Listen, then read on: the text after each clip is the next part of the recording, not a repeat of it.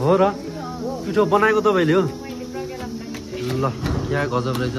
यस्तो तिहार विशेष यो पाक्या यो तेल नहालिकन हो कि हो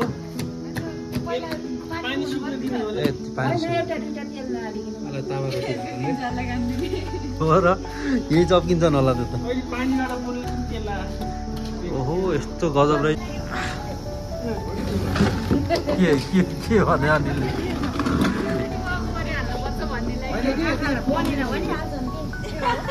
ए हो र साँच्चै हो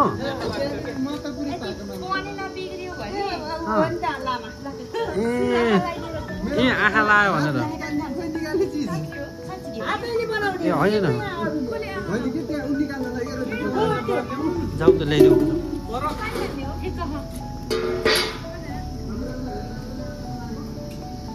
ल हाम्रो यहाँनिर चाहिँ अब भाइटिका स्पेसल अनि यहाँनिर सेलरोटी बन्दैछ ल अब बन्यो भने ताली बजाउने हो कि र बाङ्गी बाङ्गी भयो भने त के ताली बजाउने हो के हो यो ए त्यो माथि फेरि अझै एउटा राख्ने हो ए बिस्तारै गरे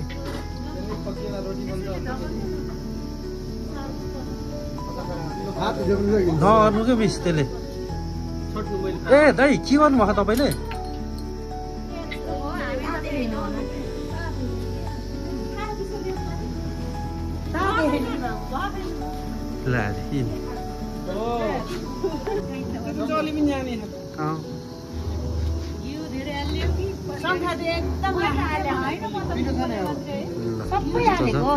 सेलरोटी पाक्छ कि पाक्दैन भन्ने कुरोमा एकदम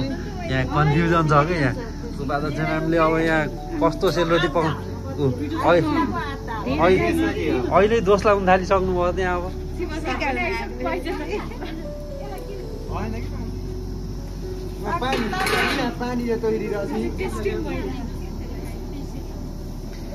यस्तो हुन्छ है अब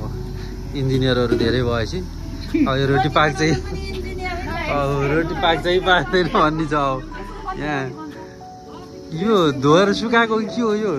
आइडी कार्ड तर यहाँबाट हिमाल कस्तो राम्रो देख्दो रहेछ यार ल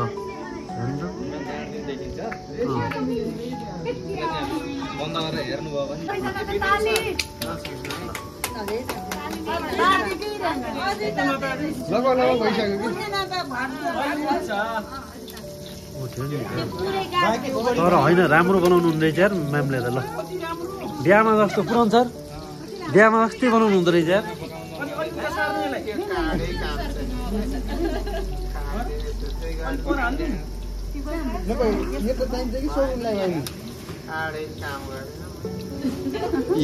यस्तो छ सिस्टम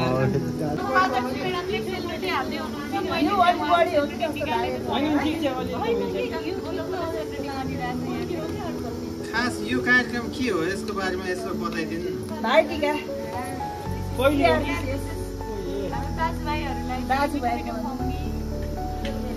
दाजुभाइ भन्नाले कुन दाजुभाइ होला कर्मचारी दाजुभाइ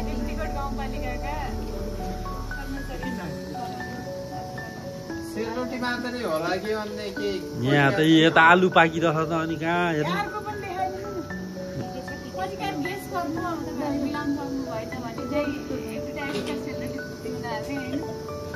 कस्तै छ म्याम एकदम लुला देखिए लुला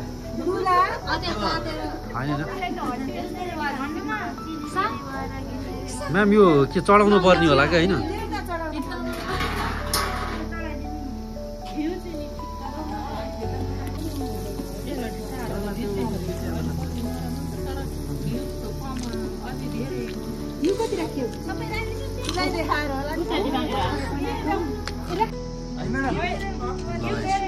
यतिबेला चाहिँ हामी रिब्दीकोट गाउँपालिकाको टपमा त्यसरी अनि सेलरोटी चाख्यो एकदम बबाल मिठो हाम्रो म्यामहरूले बनाउँदै हुनुहुन्छ तर म चाहिँ कार्यक्रममा सहभागी हुन नपाउने भए एकदम विडम्बना बनाएको कुरा त्यही भएर मैले एक दुईवटा रोटी चाहिँ यही खाइसकेँ आज चाहिँ म पोखरा जान्छु त्यो भएको कारणले गर्दाखेरिमा चाहिँ आज यो कार्यक्रममा सहभागी हुन पाइएन गाइस ल त्यही पनि बवाल मिठो छ सेलरोटी खाएँ आउँछ ल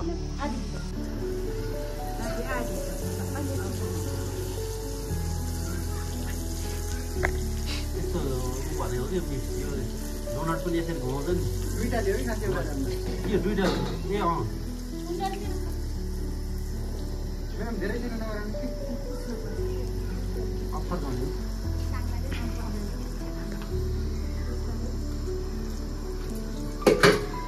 नमार्नु छ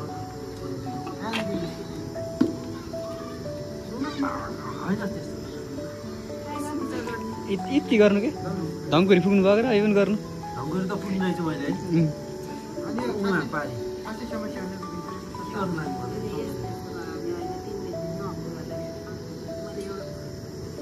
यो चाहिँ हटाउनु पाएँ डाँडो दिने यो पाके बाउ ढोडाल्नु भयो तपाईँले ए छेप्नुलाई तपाईँले सबैलाई निकाल्नु ल धन्यवाद मिस उहाँहरूले फेरि गर्नुभयो कि ल